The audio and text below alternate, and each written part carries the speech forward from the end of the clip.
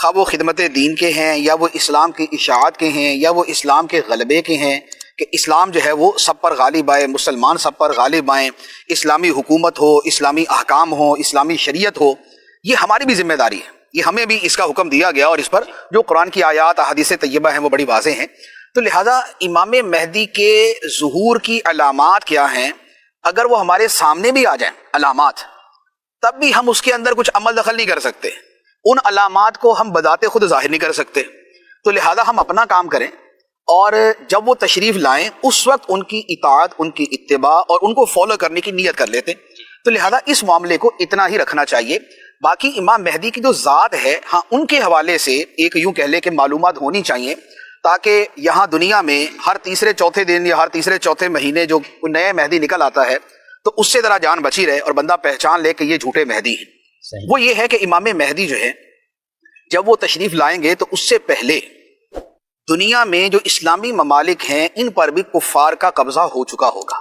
امام مہدی رضی اللہ تعالیٰ عنہ کے بارے میں عوام میں بڑا ایک تشویش سی پائی جاتی ہے، کہتے ہیں کہ امام مہدی کا ظہور کب ہوگا؟ ایک بات ہمیشہ ذہن میں رکھی جائے کہ امام مہدی نے آنا ہے، انہیں لانا نہیں ہے، تو لہذا جب انہیں آنا ہوگا وہ آ جائیں گے،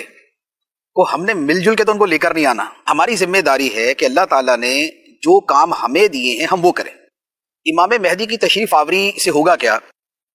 ایک تو اسلام جو ہے وہ دیگر تمام طاقتوں پر غالب آ جائے گا، مسلمان دنیا میں غالب آ جائیں گے، اسلامی تعلیم، اسلامی شریعت یہ ہر طرف فائق ہوگی اور یہ نافذ ہوگی، اور مسلمانوں پر دنیا میں جہاں کہیں ظلم ہو رہا ہوگا وہ ختم ہو جائے گا، اور یوں کہہ لیں کہ ایک اسلام کو نئے سرے سے وہ پوری دنیا میں بہت اچھے انداز کے اندر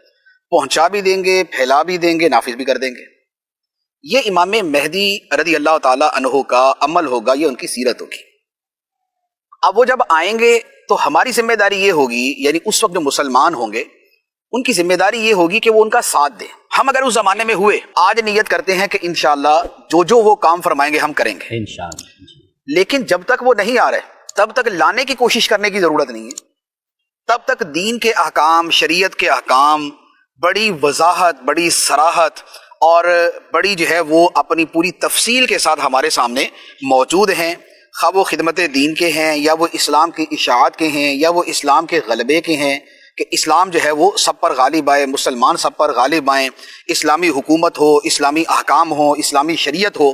یہ ہماری بھی ذمہ داری ہے، یہ ہمیں بھی اس کا حکم دیا گیا، اور اس پر جو قرآن کی آیات احادیث طیبہ ہیں وہ بڑی واضح ہیں۔ تو لہٰذا امام مہدی کے ظہور کی علامات کیا ہیں، اگر وہ ہمارے سامنے بھی آ جائیں علامات، تب بھی ہم اس کے اندر کچھ عمل دخل نہیں کر سکتے،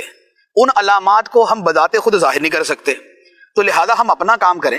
اور جب وہ تشریف لائیں اس وقت ان کی اطاعت، ان کی اتباع اور ان کو فالو کرنے کی نیت کر لیتے۔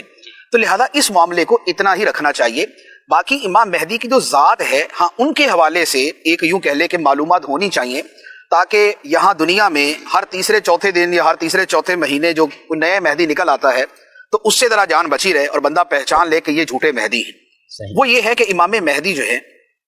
جب وہ تشریف لائیں گے تو اس سے پہلے دنیا میں جو اسلامی ممالک ہیں ان پر بھی کفار کا قبضہ ہو چکا ہوگا، ایک بات۔